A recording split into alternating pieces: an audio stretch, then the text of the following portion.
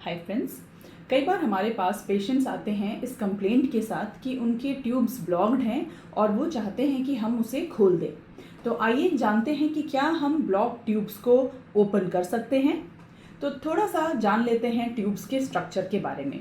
जो Fallopian tubes होती हैं वो यूट्रस या बच्चेदानी से जुड़े हुए स्ट्रक्चर्स होते हैं जो काफ़ी पतले होते हैं और उनका जो यूट्रस के पास वाला हिस्सा होता है उसे कॉर्नुअल एंड कहते हैं और दूसरा हिस्सा जो अंडाशय से लगा होता है या ओवरी के करीब होता है उसे फिम्ब्रियल एंड कहते हैं।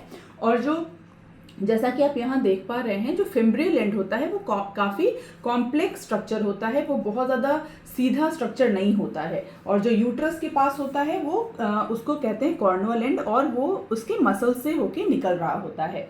तो जब हम HSG करते हैं तो कई बार उसमें पेन होता है, दर्द की वजह से जो मसल्स होते हैं यूट्रस के पास वो स्पैज़म या वो सिकुड़ जाते हैं और हमारे रिपोर्ट में बायलैटरल कॉर्नुअल ब्लॉक या फिर दोनों तरफ के जो कॉर्नुआ या यूट्रस के पास का जो हिस्सा है वो उसमें ब्लॉकेज दिखता है।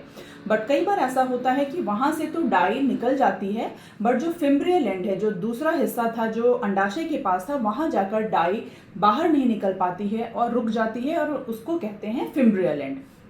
तो फ्रेंड्स, जब भी कॉर्नुअल ब्लॉक होता है तो वो कभी कभी जैसा मैंने बताया मसल स्पैज़म की वजह से होता है। और इन केसेस में जब हम अगर एनेस्थीसिया में ट्यूबल इवैल्यूएशन करते हैं, जैसे कि मान लीजिए SSG करते हैं या लैप्रोस्कोपी से कंफर्म करते हैं, तो वहाँ की मसल्स रिलैक्स हो जाती हैं। और अगर कॉर्नुअल ब्लॉक मसल के स्पैज़म की वजह से था या फिर कभी कभी म्यूकस प्लग था या ऐसी कोई छोटी सी टिश्यू थी जो उसके ओपनिंग को ब्लॉक कर रही थी, तो वैसे केसेस में हम ट्यूब्स को ओपन कर पाते हैं। बट अगर वो फिम्ब्रियल ब्लॉकेज आ जाता है तो वैसे केसेस में उसे छेड़ना नहीं चाहिए, हमें उसको ज़बरदस्ती खोलने के अटेम्प्ट्स नहीं लेने चाहिए, क्योंकि ट्यूब्स जो होते हैं वो सीधे सीधे स्ट्रक्चर्स नहीं होते हैं। वो ऐसे कोई नली या पाइप जैसी चीज़ नहीं होती है कि यहाँ से पानी निकले और वहाँ से वो बाहर निकल जाए, ऐसा नहीं होता है। ट्यूब्स काफ़ी इम्पॉर्टेंट रोल प्ले करते हैं प्रेगनेंसी को होने में, क्योंकि वो ना सिर्फ वहाँ पे अंडे और शुक्राणु को मिलाते हैं बल्कि जो एम्ब्रियो या भ्रूण होता है वो ट्यूब्स में ही ग्रो करता है शुरुआत के 2, 3, 4 दिन तक।